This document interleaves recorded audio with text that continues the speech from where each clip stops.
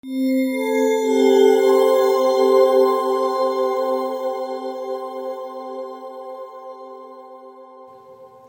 my name is Vadim and welcome back to Colfax International's YouTube channel.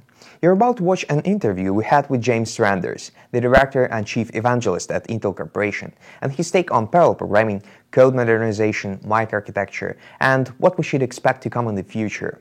By the way, for your convenience, we've listed the timestamps of the questions in the video description below. Thank you, and I hope you really enjoyed the interview.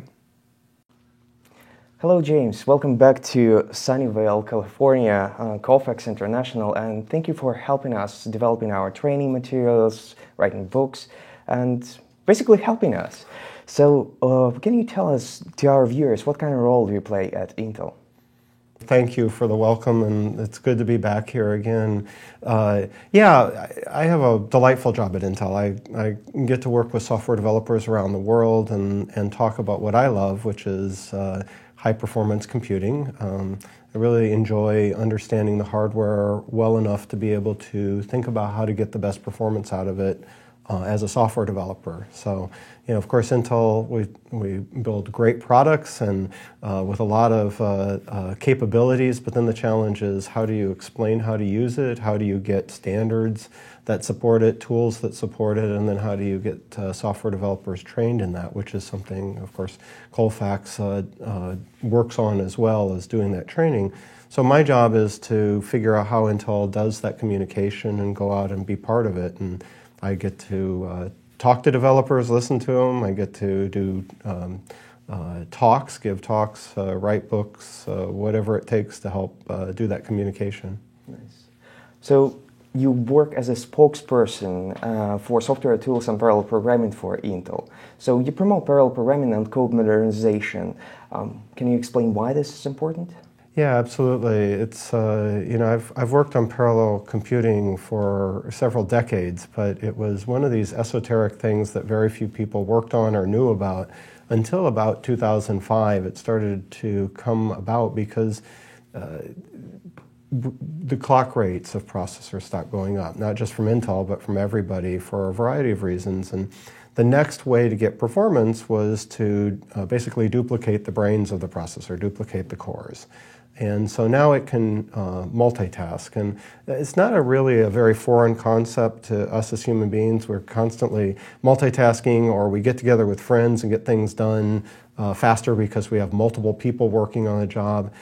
Computers hadn't been doing that. Computers had just been one brain doing one thing at a time. And or if it was multitasking, it was still only just one brain. So now we've got the real capability that one of our processors can do multiple things. We can put a large number of cores there, and the question is, how does software take advantage of that? And it's a different way of thinking, and it causes some rethinking in algorithms and approaches. Your approach that gets something done the fastest may not be the most efficient approach if you were doing it just with one core, but when you have 10 or 100 at your disposal, or tens of thousands at your disposal, like some computers I get to work with, it's really exciting. But I'm involved in that because software hasn't traditionally taken advantage of parallelism, and so it's a new topic, a new area for exploration for us in the industry, and that's where I come in. I get to be part of that and help the transition, if you will. Mm-hmm. And Xeon Phi coprocessors with so many cores. So parallel programming definitely should be used for Xeon Phis. So before we actually go there, can you give us a brief introduction into MIC architecture and Xeon Phi coprocessors, basically what they are? It's a great question. So I said that we can put a large number of cores on a device, but then the question is, what do you do with those? What can software do with them?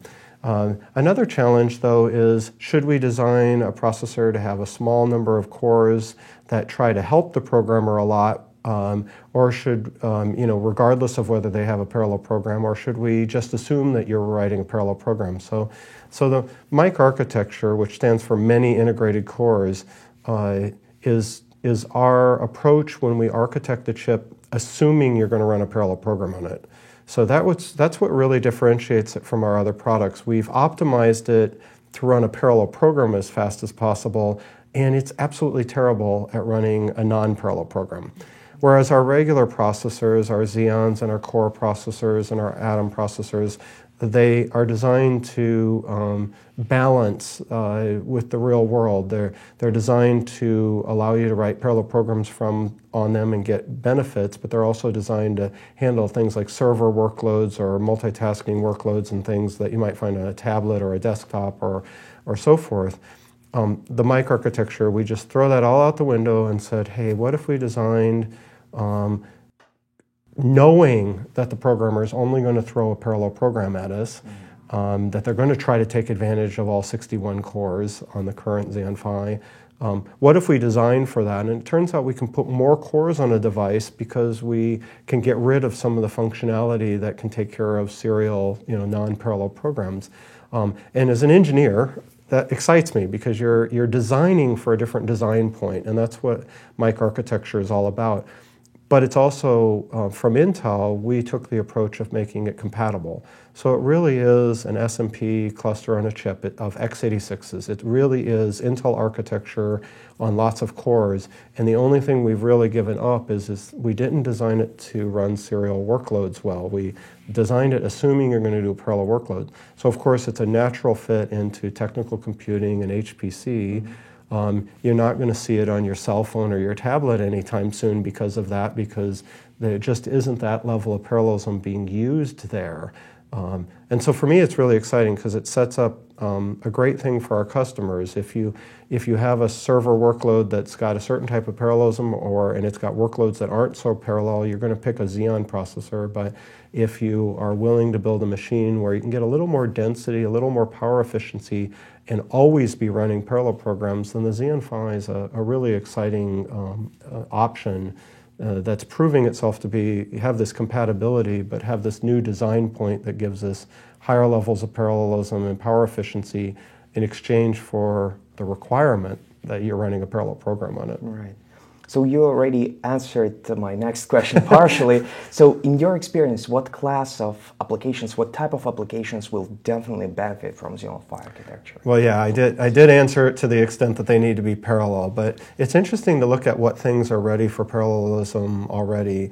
There are a lot of engineering and scientific applications that either are already using parallelism or they're really ready for it. So we see a lot of science problems, in-body problems, things that are looking at a lot of different things, whether it's material analysis or it's drug analysis. They do molecular interactions and stresses. I also work with people in the digital animation industry. They use a lot of parallelism. It's quite appropriate for that, for rendering. That surprises some people, but if you're really into advanced graphics, the flexibility of using a CPU-type architecture with parallelism, you can actually do a lot of very interesting things with graphics. The most cutting-edge graphics get done there, not on pieces of hardware that were designed for graphics, because the pieces of hardware, the GPUs, have fixed pipelines, and the flexibility to implement the other algorithms, like things like ray tracing, you can't, the fixed hardware in GPUs wasn't designed for that. So if you're trying to innovate with your graphics pipeline, it's a much better choice to go to parallelism. So that has things. The oil industry does a lot of exciting things with parallelism, whether it's seismic analysis looking for oil or it's oil field management. The financial sector does a lot of computations and Monte Carlo algorithms, a lot of things that work well in parallel. So there's a really broad domain of applications. The one thing that they do share is that they tend to do a lot of computation and a lot of handling of data. And the ability to use very large amounts of parallelism tends to require that you have a large problem you're trying to solve computationally. If you're trying to solve something really small, like balance your checking account, there isn't enough oomph there to be worth getting 61 cores to go work on it, unless you have a lot more money and expenditures in your checking account than I do. But it needs bigger problems than that. But science and engineering and finance and digital media supply plenty of that parallelism. Interesting. So for someone who's not really experienced in coding for many and multi-core architectures, how would you suggest just approach this problem? How they should start porting their code for these many core architectures? It's interesting. There's kind of two approaches I often take to this question, and it's kind of important to understand why I have both. On one hand, depending on the way you're coding, there might be some pretty low-hanging fruit. There might be some rote techniques that I can teach you. For instance, if you have C or Fortran, I might be able to teach you to put a few OpenMP directives in just critical places, especially if your code has really dense computation somewhere. And I could also teach you to use vTune to go figure out where your program's spending a lot of time and give you some advice on exactly where to put this directive that says, hey, let's do this loop nest in parallel. You can teach those things fairly rotely, especially if the program has dense computations. It often works well with scientific codes to help, or to tune codes that have already done a little parallelism. But the challenge with doing that is to be really good at parallel programming, you have to figure out how to think about parallelism. I want to step back and ask you, with your application, where is the parallelism? And sometimes that catches people off guard because it's not something we're used to talking about as programmers. It's something you have to for parallel programming is, where is your parallelism? Where are you planning to get the parallelism from? I've seen a lot of people take the directives and put them in at the wrong level in their program, and then you'll say, hey, you should have put it here, and they'll say, how did you know that? Well, it's because I'll talk to you about where the parallelism is, and I'll realize, oh my goodness, you put it at such a low level that you don't have enough to work on. It's go back to my stupid joke about balancing one person's checkbook with parallelism. You want to balance the checkbooks across an entire banking system or something. You have to find the parallelism at the right level. And if you can think about it at the right levels, it can get intuitive, but at first it feels a little daunting. But I like to pull back and think about analogies like, if you were fortunate enough to own a big house with lots of rooms and you were going to have your friends over and help paint the rooms, you probably would set people up on different walls. You probably wouldn't get out 6 buckets of paint and have 6 people paint the same wall. You would divide it up. And parallel programming is like that. And you laugh because it's absurd when you think about it, in physical context, but you don't know how many times I see the equivalent of that in parallel programs because people haven't taken a deep breath and said, where's my parallelism? And your parallelism is a combination of your compute that you're doing, the computations, and your data. And you have to be sensitive to both. If you can divide your data up into chunks that can be independently computed on, that's the best thing in the world. Because if you're going to run on a bunch of cores, but they're all going to touch all the data, that's not good. What's better is to chunk it up. It's the same analogy as the painting. If we're all going to paint a house together, if each painter isn't touching the same wall, life is better. So I'm basically dividing the data up. I'm dividing up, you get this wall, I'll take that wall, someone else gets a different wall. If you can divide your computation up into, you take this data, I take this data, I take that, and then we do the computation on it, it's great. So if you're taking an image and you want to brighten the image, go to a silly example, you don't want, if you have 100 cores, you don't want to divide it up pixel by pixel. You do it chunk by chunk, and that's dividing up the data. It's the same as dividing up the walls to be painted. But thinking through that's the critical thing, and those are the primary things to think about at a high level is, how am I going to divide my data up and my computations and try to get my computations to divide up onto local chunks of data. And they can be very small chunks. You could divide your problem up into hundreds of thousands of chunks, even if you only have 61 cores to run on. That gives you that scalability, the flexibility, the load balancing.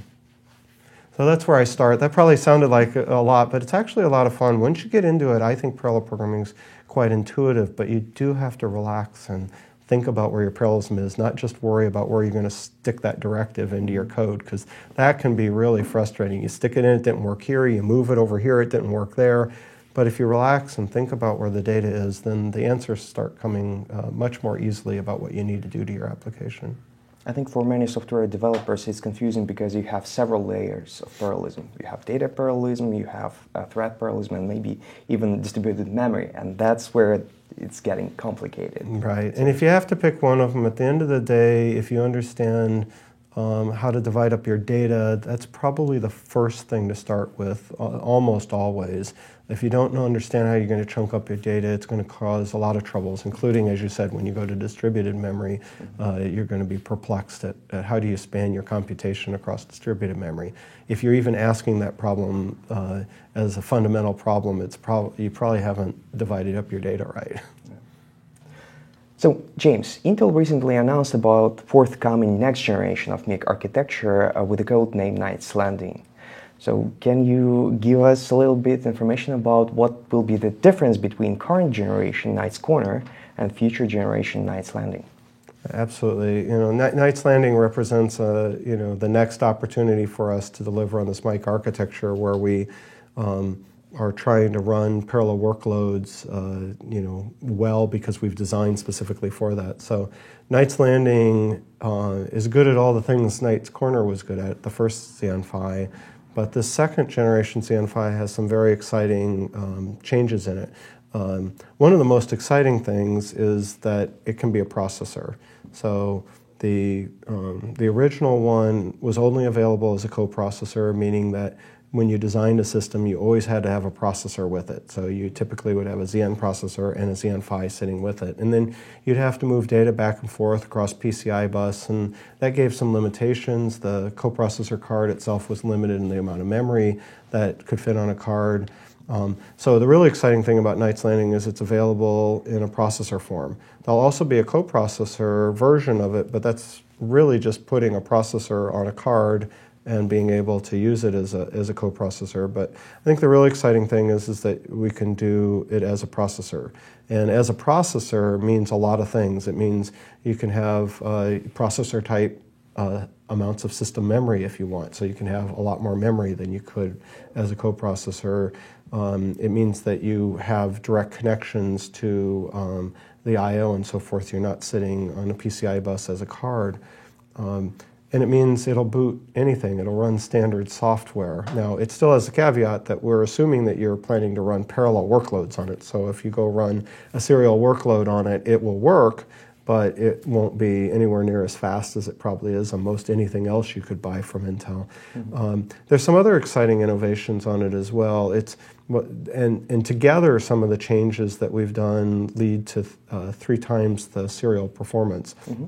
And that's very exciting. And one of the things that comes from is the use of a more modern core in it. We've had a little bit of time, and we're using what we call a Silvermont core. Mm-hmm. But it's really a pretty changed Silvermont core because it has the AVX 512 capabilities and a lot of floating point computational capabilities. And there's a number of other things we've done to it to really tailor it to HPC. But what we've leveraged is out-of-order execution and a variety of other things that come with the Silvermont core that actually improve overall performance. We've also have the ability to put on-package memory, high bandwidth memory. And this is exciting because when you look at the applications that get run, they're quite often bandwidth limited. Mm-hmm. Because they're touching more memory in a very frequent fashion than what fits in caches. So this high bandwidth memory gives a pretty high capacity capability to have memory that can be accessed very heavily during computations, and that should improve performance of a wide class of applications as well. There'll also be versions of it that integrate the fabric controller. And so in a cluster or a supercomputer, the fabric is what connects the chips together at high speed, and we'll bring that on chip, which has all sorts of advantages in terms of performance, latency, and so forth. Of course, in density and power as well. So Knights Landing is a very exciting part that has a variety of different versions, but the fact that it can boot anything, that it really reconciles itself with the Xeon family line that way, but gives the benefits of the Mike architecture, the parallelism, makes it a very exciting second generation Xeon Phi. Absolutely. And you already mentioned the serial workloads. So one Knights Landing core now can process almost 3 times faster those instructions, most probably because of the out of order buffers, Yeah, right? very big contributor to that, yes. And basically, we will get almost 3+ teraflops per second in double precision from the whole chip. So can you probably give us details about what changes in chip design allow this to happen? There are a lot of different things, but I think you'll have to wait to see the product to understand all of them. But I'd emphasize the use of a newer core that we've augmented for floating point is the primary driver of that jump in floating point. Of course, we've had to accompany that, though, for real-world applications. It has to be accompanied by some changes in the memory design, and that's why I mentioned the on-package high-bandwidth memory. A lot of people will call that feed the beast, right? You've built 3 times the computational capability in a pretty straightforward fashion by using Silvermont cores and doing an advanced implementation of AVX512 on those cores. But you have to feed the beast, you have to feed in the memory, and so the addition of high bandwidth memory, the ability to have larger processor type memory makes this a practical device, not just one that can do high performance on a limited number of applications. I think you'll see that boost affect programs across the board quite nicely. Good. So I know it's kind of far in the future, but can you give us any information about Knight's Hill? Oh my. So I mean, we don't even have Knight's Landing as a product yet, and you're asking me, gee, are you doing more Xeon Phis? And we recently answered that publicly and said, yeah, we have another one we're working on, Knight's Hill, and Knight's Hill is further out. This is typical of Intel on any of our product lines. It takes quite a few years for a design to go from concept to becoming a product. And we have different teams working at different phases of that. So the Knight's Landing team is just finishing up now. We're about ready to put a product out. And yes, there is a team working on a project called Knight's Hill. It's very exciting. That'll be our 3rd generation Xeon Phi. Again, going back to the question, what can we do if we assume we're going to run a parallel workload? And of course, we have a few more years to work on that than Knight's Landing. So we have a lot of innovations up our sleeve. The one that we've definitely confirmed is that it will be on the next generation process technology as well. So Knight's Landing is exciting in coming to 14 nanometer for the first time for Xeon Phi. Knight's Hill will be on the 10 nanometer process, which gives us more density, more performance, power capabilities. Energy efficiency. Exactly, and you'll have to wait to see what we've done on the cores, but you can expect we'll continue to it's an x86 collection of x86 devices, Intel architecture, so we'll carry forward the programming story that it has this high level of compatibility, adherence to standards. Programs that are developed on the former Xeon Phis will move to it very readily. It'll maintain that high level of compatibility with standards and with the Intel architecture. So, James, for a lot of developers, future-proofing their application is a major concern. And code developers today should work, they want to develop their code so it will work well for the future parallel architectures as well. So can you give an advice, basically, what they should take care of, what type of programming model they want to use right now with the current generation of MIRC architecture, Knight's Corner, to make this port as easy as possible for them, for the future generations? Yeah, it's a really important topic. I hear this a lot. I hear questions about performance portability or portability. The questions all come down to how can I write my programs? How can I make sure that my investments in developing my application hold up in the future? And it's a challenge, but I have some pretty simple advice. One is really encourage adherence to standards, use of standards. So, standards sometimes seem to develop a little slowly. Some of the features that come into Fortran take years, or those new features in OpenMP or in C, they get debated a long time. But the good thing is once they make it into a standard, you can rely on support for that going forward. So we really emphasize that at Intel with our hardware design and the software that supports it. So I would discourage people from looking at investing too much in things that aren't standard. Now, that said, maybe the payoff's there, but if you're looking for the future proofing, you want to be sensitive to how long your code's going to survive. So if you write it in C, C++, Fortran, if you use something like OpenMP or TBB, you've got some knowledge that there'll be a lot of support for that in the future. The other key thing is just to look at what you're spending your time working on. If you truly are working to understand your program and where the parallelism is and really express that parallelism and redo your algorithms, that's going to set you up for the future, because the future is going to continue to have more vector capabilities, more cores, more scaling in the hardware. However, if you spend a lot of time on a feature that's unique to a particular generation or twiddling with details of that generation, that isn't going to be something that carries forward as much. So it's a balancing act. So to get the best future proofing, just make sure you're spending time on things that are a little bit more timeless, that it is worth spending time rethinking algorithms to scale better. Just rushing to make it scale barely enough for the current architecture, it might not be the best investment. There might be a lot of throwaway. So it is worth stepping back and thinking about the parallelism a lot, but in an abstract fashion, and avoid spending too much time tuning to the current generation. Now, this is a hard message for a lot of my customers that do HPC. They want to squeeze all the performance out. So, we're there with all the tools and the techniques that can get nitty-gritty. But I would just encourage to make sure that you understand the balance between when you're doing the nitty-gritty work for today's hardware versus understanding the trends, which is parallelism and more parallelism, more vectorizations included in that.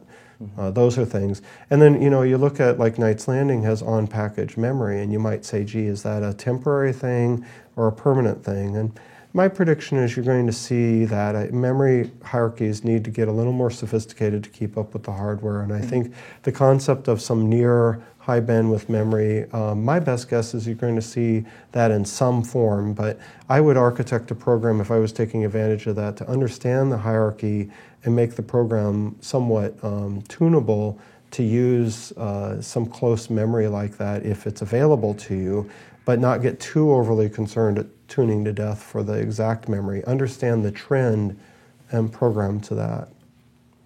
With the current hierarchy of caches, a lot of that is transparent for the software developer, right? But we will have different models, different ways we can use this high bandwidth memory with the Knight's Landing. So I know that we still will be able to use it as cache, right? But you will have to modify your code if you decide to use it as the standalone or the same address space, right? So any suggestion for the software developers how they can utilize this high bandwidth memory? For some it's a pretty esoteric topic, but it's a pretty important one, because computation has gotten to be something we can provide a lot of, but data movement really is an expensive thing. It uses power, it uses time. So I think in general, understanding how you're breaking up your data and trying to make sure that you bring it in chunks that get completely used and then tossed and you move on is obviously the ideal thing you want to do. And you can't always do that with all your data, but understanding that in a hierarchical sense gives you the flexibility to fit whatever the hardware is. And I would say the same thing of the high bandwidth memory. Doing it hierarchically, so if there is some high bandwidth memory in the hierarchy, that you take advantage of that and you place some data there is the way to go. Thinking too hard about exactly what size it is and trying to build an exact array that size probably isn't as much of a winning strategy. And we kind of learned this from caches. A long time ago, people were blocking to an exact cache size, and I don't think people do that anymore. I hope they don't. But I know that compilers and libraries tend to use what we call cache agnostic techniques. And what people realized is if they block at a small level for their innermost computations and then block out progressively, that it'll just naturally fit. And if I give you a machine with a big cache, you'll use it. If I give you a smaller cache, you'll take advantage of it. You aren't broken because you didn't tune for the big cache and then you run on a small cache and you can't use any of it. I think the same thing will be true of high bandwidth memory, and it's going to take some time for software techniques to emerge and be popular to do that, but that's the trend I expect. So James, in the last 2 years you published already 2 books about parallel programming and how you can code for Intel Xeon Phi coprocessor. So can you give us more details about those books? Yeah, it's been an amazing ride. So I've had the opportunity to actually get 3 books out, as surprising as that is. The first book was, Intel Xeon Phi coprocessor high performance programming. It's a mouthful, but it says, hey, it was an introduction to the Xeon Phi. And fundamentally what the book came down to is it explained what we were doing with Xeon Phi, the working to run parallel workloads really well. And then we said, hey, if you are going to try to do that, you need to write a program that scales, that can create a lot of thread level type parallelism, and you need to write a program that vectorizes. And then we explained how to do that. And then, that took up a lot of pages, and that was the book. The criticism you could have about that book is, oh my goodness, I want to see examples. I want to really see what you do. And I had this most amazing experience coming out with this book that we call High Performance Parallelism Pearls. It just came out, and 69 contributors to this book. Mm-hmm. I got to work with these amazing scientists and engineers from around the planet who took time out of their amazing work to help us explain in their words what they were doing.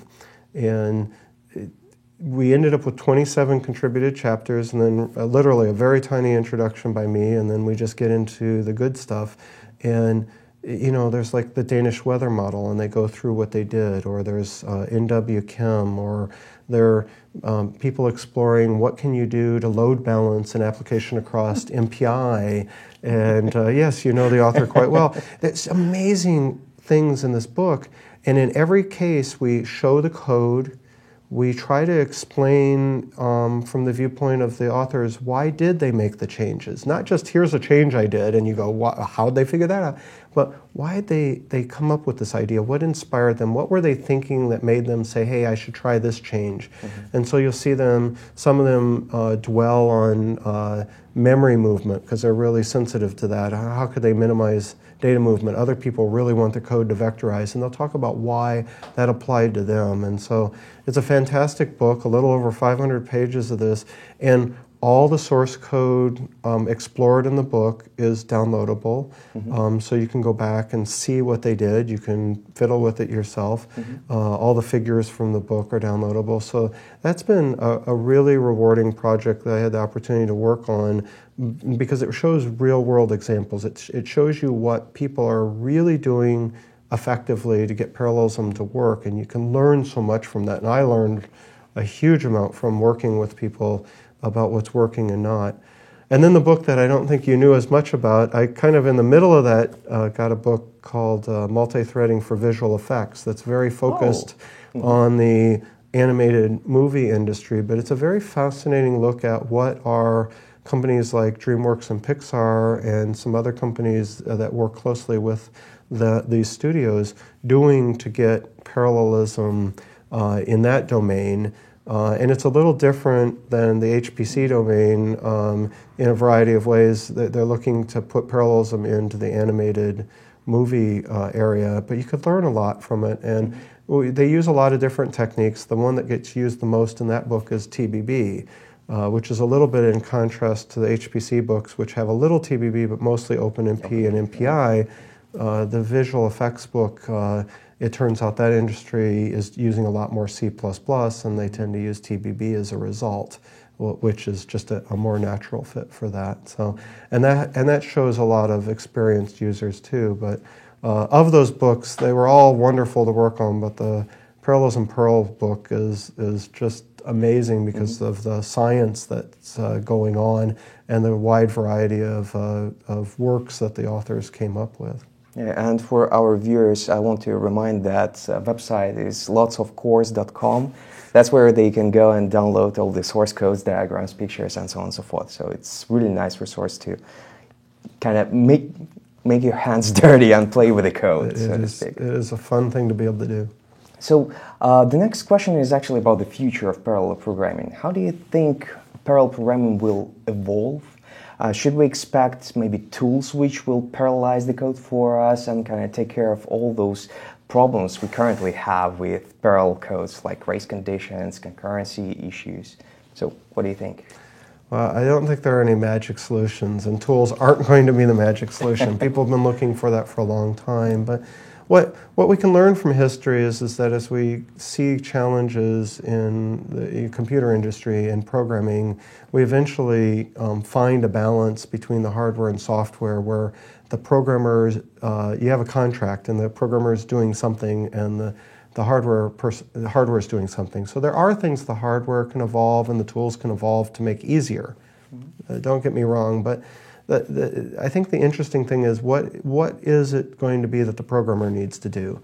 I think that's the key evolution, and I think every programmer will need to get an appreciation for parallelism. Even if they aren't programming it directly, they need to understand the concepts. And the best things I can give examples of that is that there was a time when no programmer worried about what their user interface was going to be like. That wasn't going to be graphics, it wasn't going to be graphical mouses or touchscreens.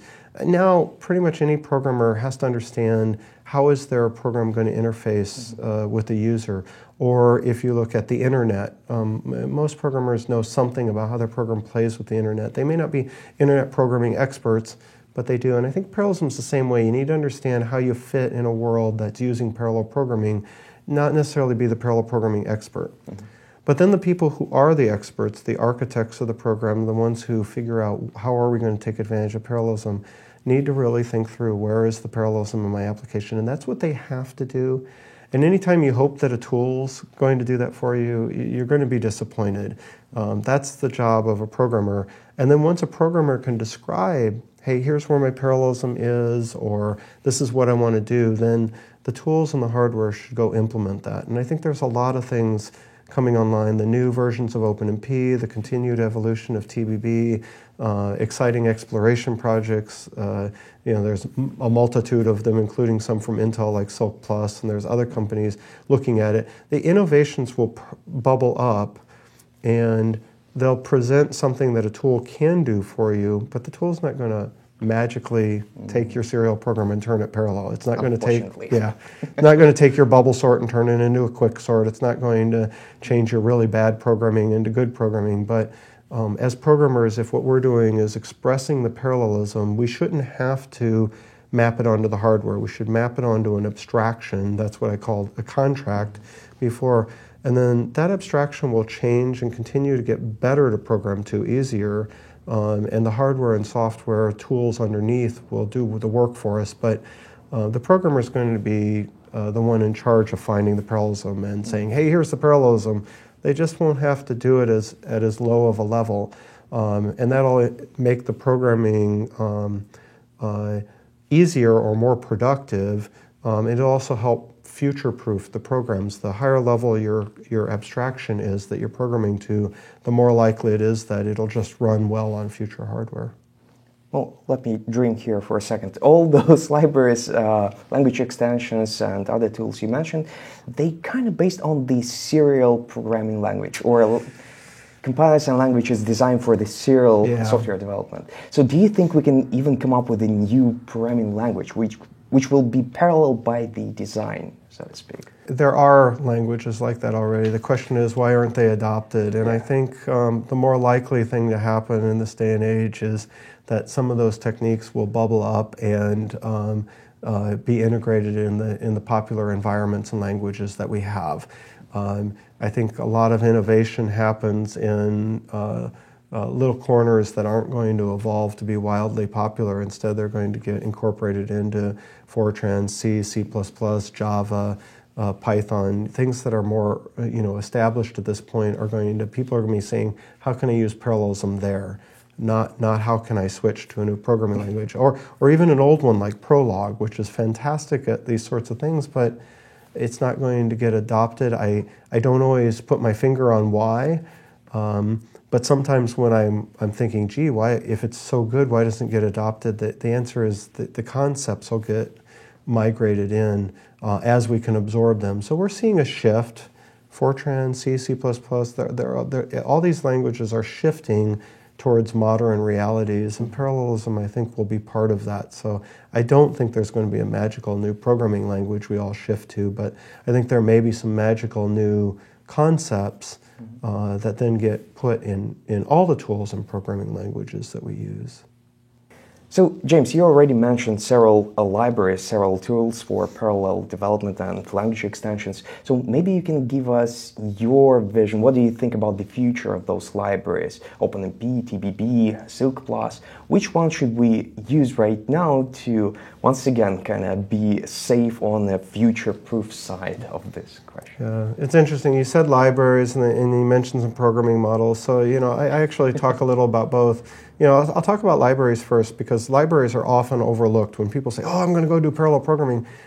If someone's already written a library that will solve your problem in parallel for you, just use it. And, like the math kernel library from Intel, which implements different things like BLAS and FFT algorithms and solvers. And if we've done those in parallel, and we're not the only company that does, math libraries and so on, you probably should take a serious look at using them, right? You've got some experts who have tried very hard to make these things run fast. Now, the challenge with libraries is, can you hand off a big enough problem? If you try to hand off a BLAS level 1, you won't see the parallelism you will at 2 or 3, because you're not operating on enough data. You're not asking the library, and you'll hit the Amdahl's law effect of the serial bottleneck of, I have to call the library in a serial fashion. Now, maybe we'll learn over time to use libraries kind of in parallel concurrently and get past some of that. But having a library do something for you is really intriguing. I think there's a lot of room for growth there, but I think it'll be gradual. So always look and see if someone's written a library that solves your problem for you, and then say, yay, and just use it. But when you look at programming models, programming models like OpenMP, TBB, Silk+, they exist because the standards for things like Fortran, C, C++ don't comprehend, or even Java, don't comprehend your parallelism at the level that we need it. So OpenMP is the obvious choice for people in HPC that use C or Fortran. It's been there a long time, it's highly standard, it's supported by virtually everybody, it's great, right? It has some limitations. It's not composable. It's something we did not think about nested parallelism enough when we created it. But by and large, the sort of applications that use it don't care, or at least haven't so far. So OpenMP is an excellent choice there. TBB is primarily, it's built for C++ developers, and I've given up on trying to explain to C developers why they should embrace it, because it uses templates, and it's a template library, as you mentioned before. It's a library, but it's extremely powerful for C++ programmers, and it does its job really well. Now, it only worries about tasking. It doesn't directly do anything for vectorization, and it doesn't do anything for distributed memory concepts. So you're left thinking about OpenMP or MPI there. So it does leave a few gaps. And there's a project from Intel called Silk+. It's derived from the Silk research at MIT. And it asks some questions about, if we integrated these sort of concepts into a compiler with keywords, not directives, what could we do? So OpenMP, real easy to recommend to C and Fortran developers. It's deployed and used. TBB, really easy to recommend to C++. It's widely deployed and used as well. Silk+, it's a visionary thing. And what is its future? It's really hard to tell, but I think its future is affecting standards. So it had an innovation in it called explicit vectorization, SIMD. The OpenMP committee liked it, and it's part of OpenMP now. The Silk+ keywords and so forth are getting serious discussion at the C++ and C standards committees. Not so much as, hey, this is a bright idea, let's just take it, but wow, this is an area that we'd like the standards to address. what is the right approach? Do we really need to add a keyword? What can we do to offer parallelism in the languages? But if you look at a standard like C or C++, they need to move with deliberate consideration. They need to move slowly as a result. So Silk Plus is really exciting, implemented in Intel's compilers. It's in GCC. Yeah. And it's there because it really can do some interesting things. But I think of it more as an exploratory. If you're looking to deploy an application, future-proof it and all that, you should be using OpenMP or TBB. And of course MPI for at a higher level. But Silk Plus is more of, if you want to be part of the conversation and explore some of the hottest topics about how the standard should evolve and so forth, Silk Plus is worth looking at, and either in the Intel or the GCC compilers. Interesting. So we already mentioned a couple of books, right, about parallel programming. What do you think other sources students, let's say college students or professionals, can use to learn about parallel programming and optimization of their code? It depends a lot on the approach. I think I like to divide things up between the concepts, getting the concepts right, or the actual, I want to program this way. If you've decided you're a C++ programmer and want to use TBB, you should go either read my book on TBB or go get the documentation on TBB, download it, use it, and read it. Look at examples and learn from it. If you want OpenMP, there's a lot of good OpenMP books out there, or MPI. And just go use it. And there's no substitute for just going and doing that. So that's a very valid, wonderful approach. If you want to take a deep breath, and maybe you should do that after you've done a little bit of programming, parallel programming, with anything of your choice. If you want to take a deep breath, I can recommend a book I helped work on called Structured Parallel Programming. And we took a deep breath and said, how should you teach parallel programming? What concepts should you know? And if you don't know what a ghost pattern is, or a stencil pattern, if you don't know what stencils are and why they might be important to a parallel program, you should read this book. If you don't know what a gather, I was going to say gather scatter, but it's a map reduce. They kind of have similar concepts, but I should use the right name. Map reduce. Google uses this extensively. If you don't know map and reduce and why they're important to parallel programs. So we go through things like that in the book, concepts that if you know them, they'll help you think about parallel programming more in the abstract. That's incredibly important, and it can be quickly lost when you're putting directives in OpenMP. Here's the directive that makes this loop run in parallel. You want to think about, you want to understand map reduce, you want to understand stencil patterns, and there's many others, pipelines, and what they mean in terms of parallel programming. So structured parallel programming was an attempt to do that, and there's a lot of exciting work that different professors are doing out there trying to explore how do you teach. And I think we did a good job with the structured parallel programming book of taking a different look at it. We're not teaching hardware, and we're not teaching directives, but we're teaching the concepts that I think really matter to understand parallel programming, the sort of collected wisdom that now we should just be teaching to people as opposed to expecting them all to discover it like the industry's been discovering it over the last 20 years. I see. So you probably heard about Colfax training, the one we're doing for Intel for last year, maybe even more than that. So what do you think about it?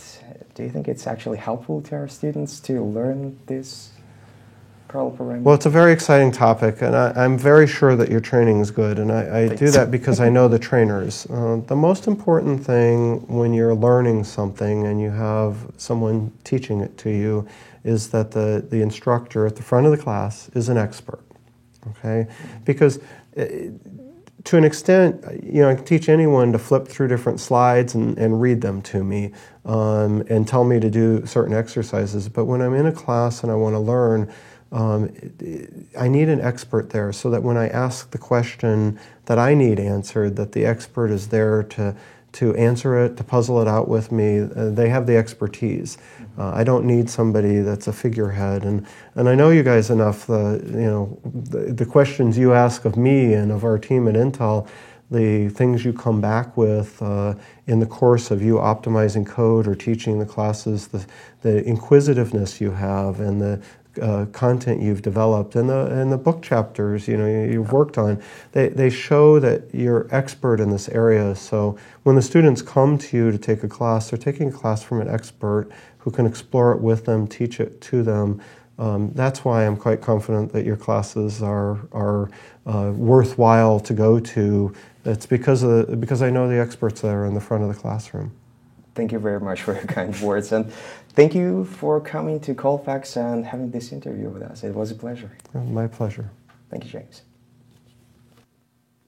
For additional information and links to the resources we mentioned in this interview, please take a look at the video description below. Thanks for watching, and I hope to see you again soon. Bye.